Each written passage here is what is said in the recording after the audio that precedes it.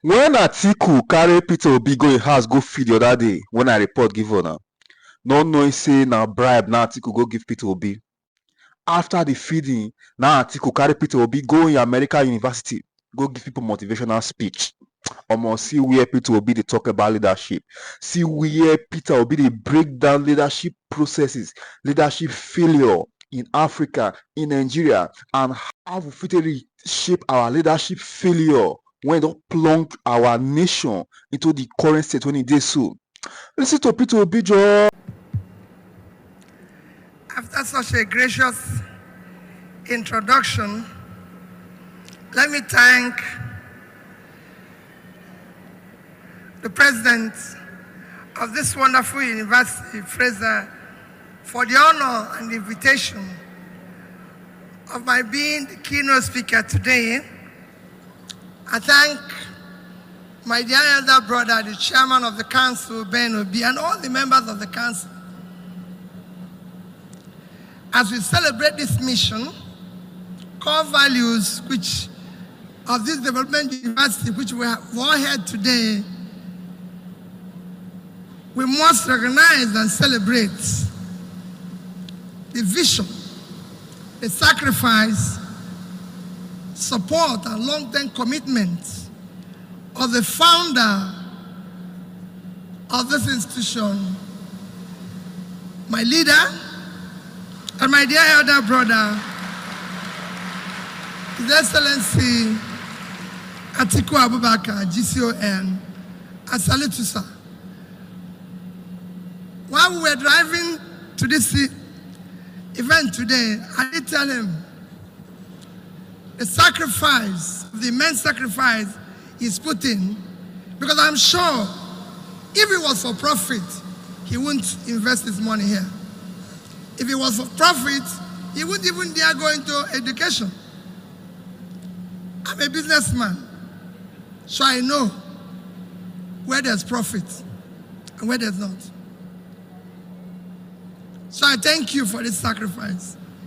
The sacrifice is born out of his belief in education.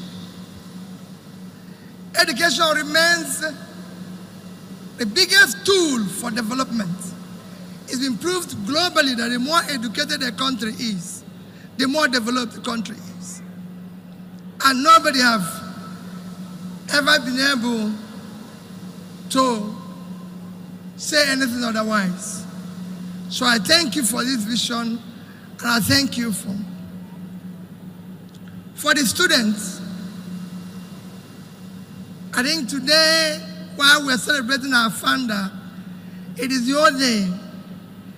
Recently, I came across a little bit of a story where it says, families will no longer live together. And I got interested in that. And what I read is because of the difficult situation we found ourselves in Africa, particularly in Nigeria today, families are separating. Families are separating and going to live in different countries where they will not have opportunity of living together, because even parents now are asking their younger ones there to leave to where they find a better life, considering the difficulties that are here. So on that, I must thank the students of this university and thank their parents that are here. You must congratulate yourself. I know some of you want to japa, but please, I thank you for being here. I look at the cultural diversity. When the president was coming here, he told me every state is represented here, and several countries are represented here. And when I look at this, I look at the future of the country. I look at what the impact it will be.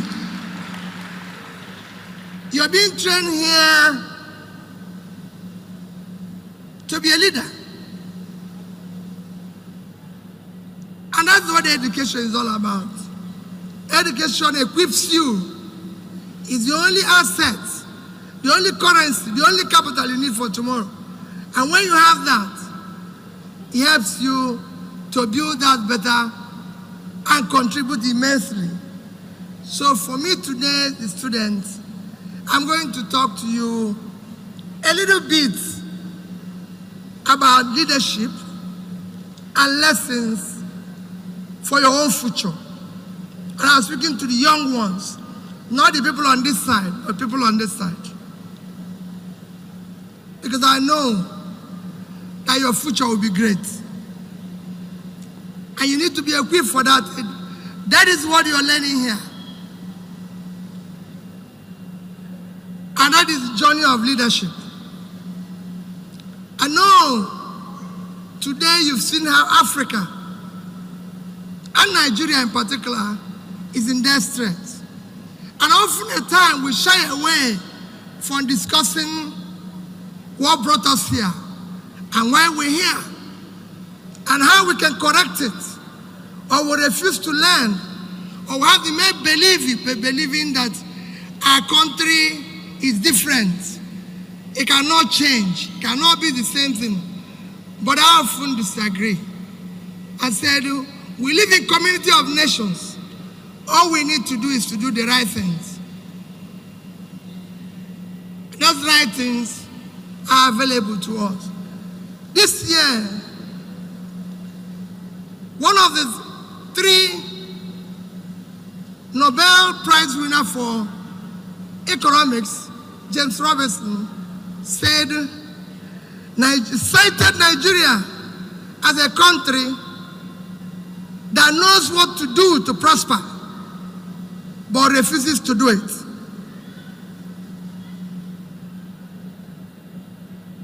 And he went on to show that your development is intensely linked to your political process.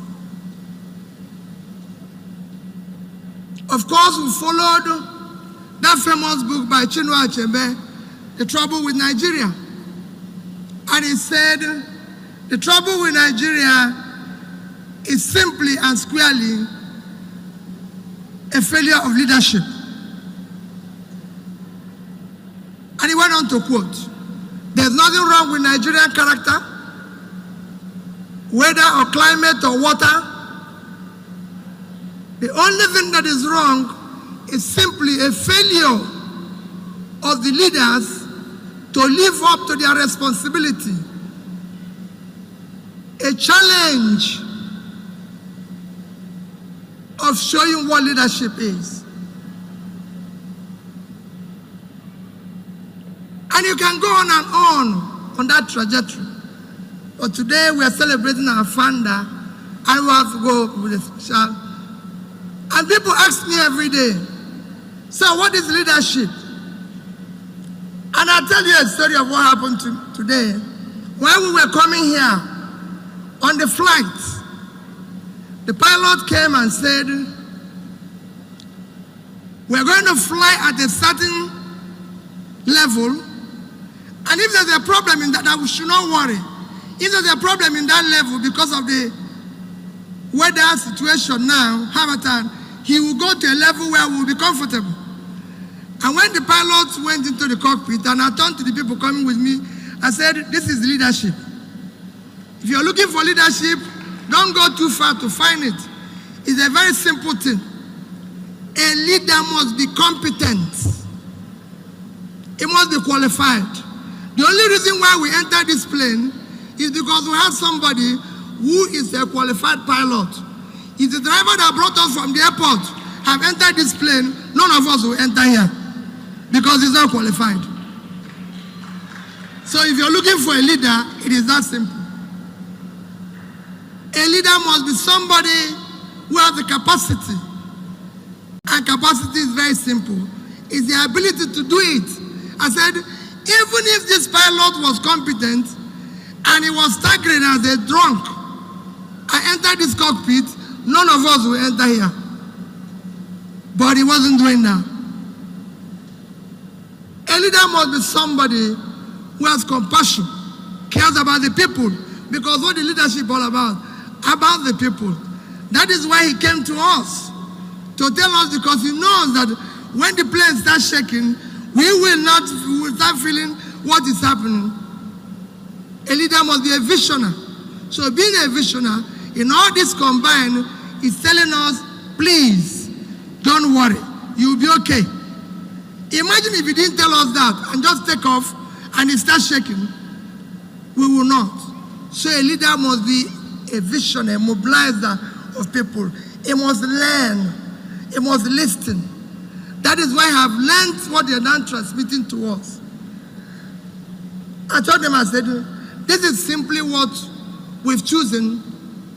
We've chosen our own world. I listened to the young ones when I came into this university, because everywhere I go, I want to listen to the people. How is your school? Fantastic. How is this? Fantastic. How is your VC? Because I will always ask, oh, the VC is good. Because the VC is a leader. How do you feel about your founder? Good man. Because he was a good man. So if he wasn't, they will tell you.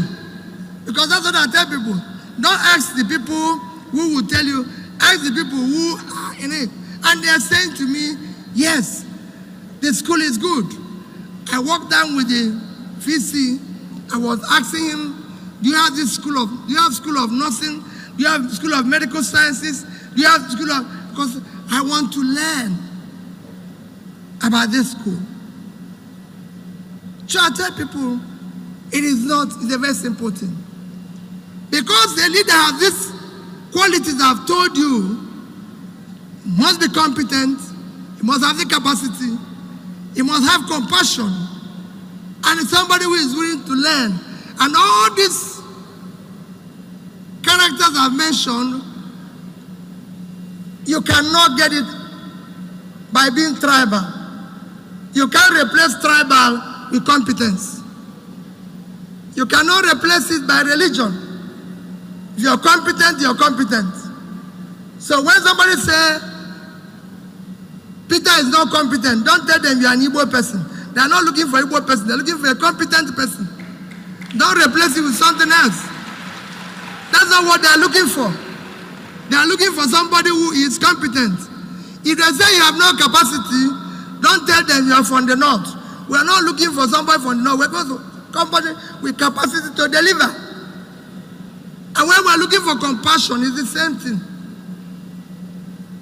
In all this, if you don't have this, we've refused to embrace again, because I was telling them, we've refused to embrace clear, measurable, and known tenets of development.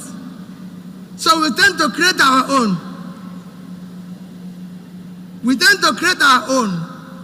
So you have your own statistics. You have your own indices. You have your own excuses. And I said, that is not how a leader works. A leader goes with the known parameters of development. A leader is not somebody who gives an excuse. So don't start telling us, when Freezer took over this university, there's a problem. When I say there's a problem, whenever you take up anything, there must be a problem you will meet. And you are hired to solve it. Freezer, were you not hired? Didn't you come for an interview? You are not hired to start telling them about the problem. You are hired to solve the problem. That's leadership. So don't start reminding them when you came in, what you saw. No, you're hired to solve that problem, and that's what a leader does. And when you have all this, there's a measurable indices of development or of achieving your word as a leader. This university is doing well when he came. There's a few problems. His job is to make it look better. If you see what he was telling me when he came, oh, look at what we are doing. Look at what we want to do. Look at what we want to do. Look at this. Look at this. That shows the leadership. He wants to improve on what he met. Not the other way around. Not giving excuses. That shows the sign of a leader. In development, and I'm using Nigeria as the case in point. I know the same problem in Africa, but I'm going to use Nigeria. In development, there's a clear measure of development. And all this is what I was just telling my people when I was coming this morning, because quite frankly, when I asked the chairman, where is the topic I'm going to speak on? He said, when you come, speak on anything. So I'm trying to speak on anything. So this morning, I told the people who were in the plane with me, I said, what am I going to talk about now? What are we going to do? That's why I started with my experience with the power. I said, the clear measurement of development is what you call Human Development Index. It is the #1 measure, and it's classified low, medium, high, and very high. And there's a parameter for measuring it. So you can't create or do your own make-believe. And that parameter is #1 is health. Health is wealth. The more healthier your country is, the better. And that is measured by life expectancy, the longevity of your life. So it is not something you can claim, I know what I'm doing. No. That measurable that everybody can see is there for everybody to see. You can't create your own. #2 is the education, which is why I said #2 actually drives #1. But then you have to be healthy to be able to move on. #2 is the education. It is, you can't create your own. You can't say it doesn't matter, I don't care whether people are educated or not. No. The more a society is educated, the more developed it is. And it's been proven everywhere. So you cannot say, oh, I don't need education. No, if you don't need it, then you're headed south. If you don't have it, you will not develop. #3 is per capita income. That is the quality of life. That is what it is. You cannot create mass poverty and think you can develop. It has never happened anywhere. The more you create poverty, the more you create insecurity, the more you create social oppression, the more you create unrest, the more you create everything that is negative. If you lock all of us here up without any income for 1 week, 2 weeks, nobody knows what we will become. Because people will manifest into different things that they are not used to. So it becomes imperative that you watch these 3 things and work to pull people out of poverty. Because that's what will help you. And another note, embrace this developmental, clear, measurable items. We choose to claim excuses. And because I'm going to talk to the young one, because this school says to learn, to question, am I right? And be able to be a leader. So we're training you to be a leader as more, so that you know that you're going to abandon our primordial, transactional method of talking about development and embrace what is supposed to be. And I'm going to use a few countries of the world to show you how badly we have performed in the past 10 years. I don't want to go and talk about 1960s, because some people will tell you about 60s, about 80s, about this.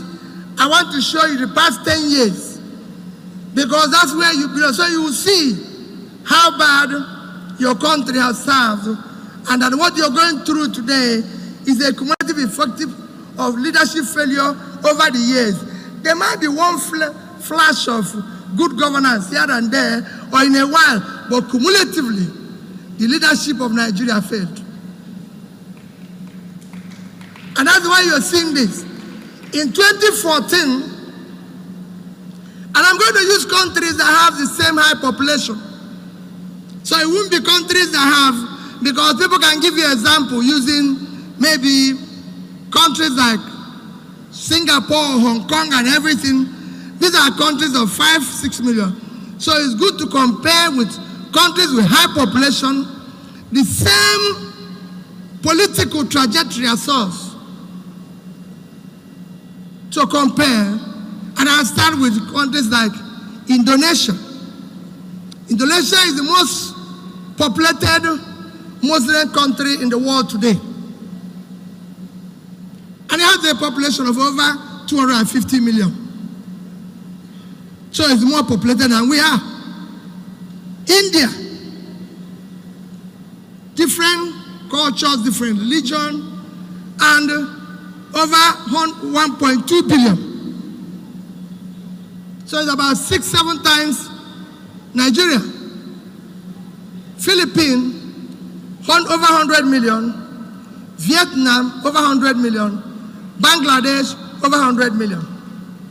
These are countries that have similarities like us, have the same background as we are. In terms of political leadership, if you follow these countries, in 20, I'm going to now be able to measure these countries using what I've just told you, which is health, education, and per capita. And overall, use what you can use to measure countries, growth in GDP, because that's what they told us. Our GDP is growing or is coming down and all that. And you can go and study them and see how we have done in the past 10 years. 2014, because as we celebrate this great institution for 20 years, so we'll say this journey started when this university was 10 years old. It started in 2004, so by 2014 it was 10 years. So we're now within 20 years. In 2014, Indonesia had a GDP of about $890 billion. And per capita, which I said you used to measure, was $3,475 in 2014. India, as at then, had a GDP of $2,039 billion and a per capita of about 1,560.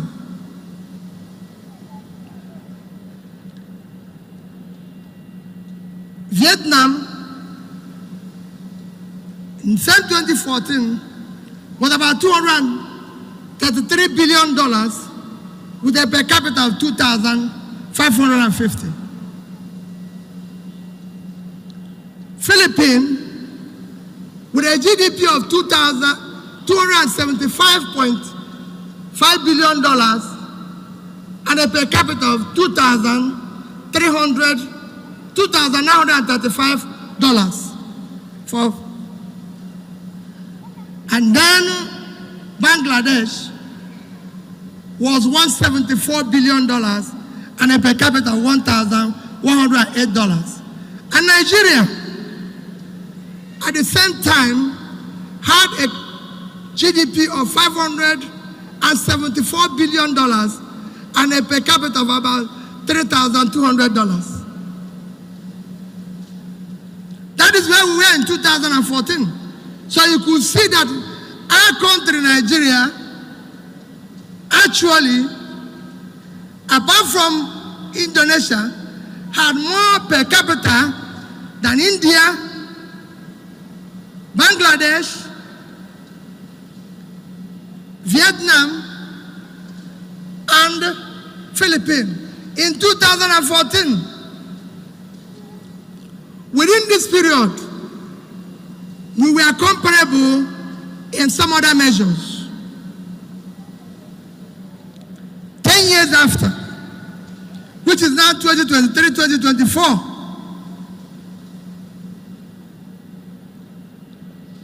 Indonesia now has a GDP of $1,445 billion with per capita of about $5,200, which is about 50% growth. Philippines now have a GDP of about $471 billion with a per capita of $4,100. That's a growth of almost 40%. And then you look at India. India today, India is a peculiar case. In 2014, India was not barely about number 10. It was among the 10 biggest economy in terms of GDP.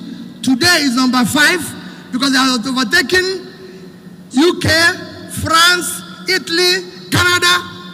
It's actually number 5 and it's predicted that they will go over Germany very soon to be number 4. India is now 3,890,000,000 with a per capita now of $2,678 from 1,560. That is over 50% growth. Bangladesh, a similar situation. They've moved from 174 billion in 2014 to $450 billion with a per capita of 2,550 something. That is where Bangladesh, almost over 100%. And you now have Vietnam, a similar situation. They've all moved from $233 billion. Vietnam is now where they are at $450 something billion with per capita of 4,450. So if you look at all these countries that I've used an example, you will see that the least growth there is Philippines. That had a growth in his per capita from $935,000 to $4,100 of about 40%. And then the Nigeria situation.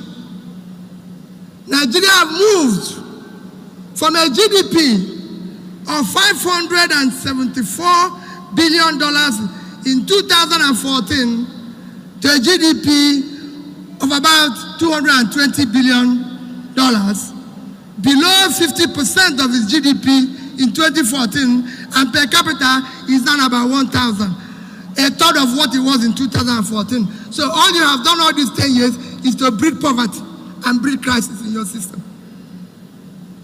And it is a simple measure. It's something you will see.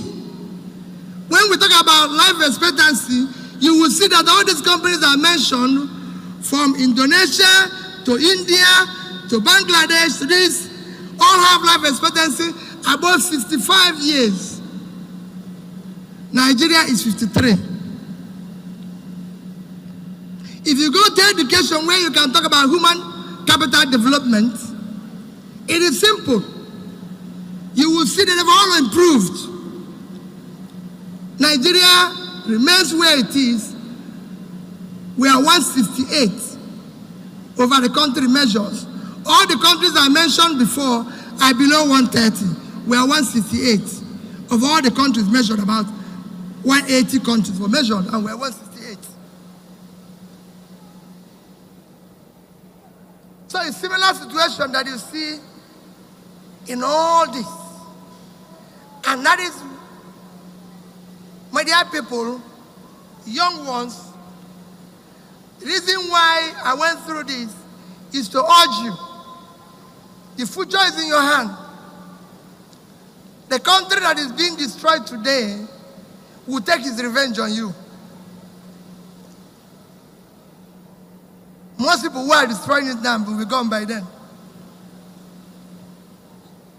So you must embrace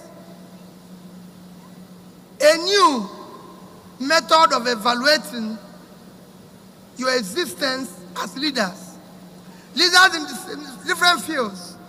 Leaders in fields of business, leaders in fields of banking, and everything. Your measure now will no longer be the primitive measure which we use, which is tribal, which is religious. I'm sure you have heard me say it everywhere. No religion buys bread cheaper. I've been looking for where Muslims buy bread cheaper, so I can go there and buy. No place. And no tribe buys fuel cheaper.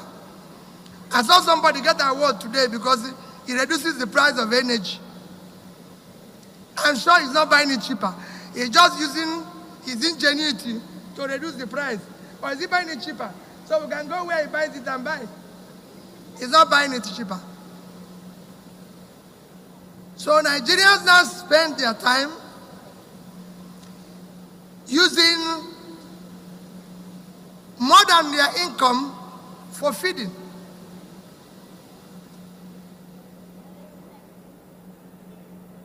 If you go in Indonesia, where I give an example, Indonesia have one of the best medical insurance today. With over 80% of their people insured, in Nigeria, only about 5% of people have medical insurance. So everybody, and you can go on and on. And what they give is the excuse. So you must use the measures other people use. Let nobody tell you Nigeria is a poor country. It's a very rich country. It's a country that can feed itself. Today, Ukraine is at war, but Ukraine sends grain to Nigeria to help them fight hunger. Because we are number 109 hungriest country in the world. You must help to change that. All these territories you're seeing are agricultural field. So they tell you about Sambisa Forest. It's an agricultural field. It's a very simple thing. I don't think it will take you more than 3 hours or 4 hours to drive all through the Sambisa Forest. But I can tell you that if you go to Morocco today, from Casablanca to Port of Tangier, it's about 366 kilometers or thereabout. And it takes you 4.5 hours. And on both sides, all you will see is cultivated land that will feed the people. We can't have such places threatening us. It just shows we don't have competent leaders. We have capacity, we have compassion, we have vision to be able to do anything. And that is where you belong. And that is what you have to do. So I urge you, as we celebrate our founder, you could see what you're celebrating today is vision. And that's leadership. Because if he didn't think about it, he wouldn't be here.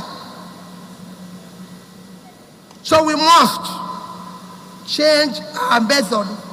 You must embrace to live in a society that you can live. You must choose to do what is right today. You must help us to end this suffering of the people. You must choose to live in peace and adopt meritocracy, competency, all this as a measure of selecting those who you live with, you work with, and serve you. You must look at what will benefit the society. You must think for the interest of everybody. You must work to live in a society that is secure. A society that will care for everybody. And it is not rocket science. Other societies are doing it. But it requires people to change their conception and perception and think in the right ways and use the proper ways of measuring development, not adopting their own, not creating their own sin, where you say, Peter Obi, you're not doing well. He will start shouting at everybody and say, I know what I'm doing, and what I'm doing is right, or you don't know where I made this country, or do you know what I saw when I came? That is not leadership. Leadership is to say, I'm wrong. Let's do the right thing. Because you're wrong. Nobody knows everything except an idiot. Leadership is about listening. It's about living a life that is exemplary so people can see it. You don't live a life that is wrong and refuses to change. A leader must be a learner. He must listen and he must learn and be able to make the right choices and ensure that those around him are people who are equally competent. You cannot go and hire a conductor as a driver and a driver as a conductor. You will have an accident. They have their jobs. Everybody must do his job. I hope the pilot will take me back. I'm not a pilot. I cannot do his job. And I can tell you, the young girl that flew me here is not more than 27 years. And when I saw her, I said, young girl, how long have you been flying? He said, 2 years. But I entered because he was a qualified pilot. I don't have to say, hey, my daughter is older, please, I won't enter your plane. No. Because she's qualified. And that's the type of better, more organized, more secure, more proper society than we are living today. God bless you all.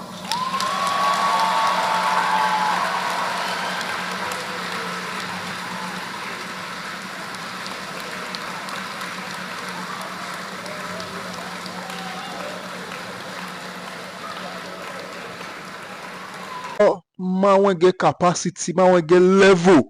Understand? All this kind of motivational speech where Peter Obi fit give, now make Atiku call and say, oh boy, come. As he character is high side house, give her enough to finish. Now he move out to American University. But these people they get money, oh. They get money. Understand? So that's why if I see Nigerians when they contest election, if I see some poor, helpless Nigerians, they talk anyhow. When they tell you say vote wisely, you go they misbehave. They tell you say Emiloko, this, that. They are not send you. Even no matter how the economy be, they can never be hungry. That's what you should know. These people, they are made for life. They are made for life. They cannot go hungry until you understand that these men can never go hungry in their life, no matter how Tinubu turn this economy to. You will start thinking when they tell you to vote wisely during election, you behave yourself.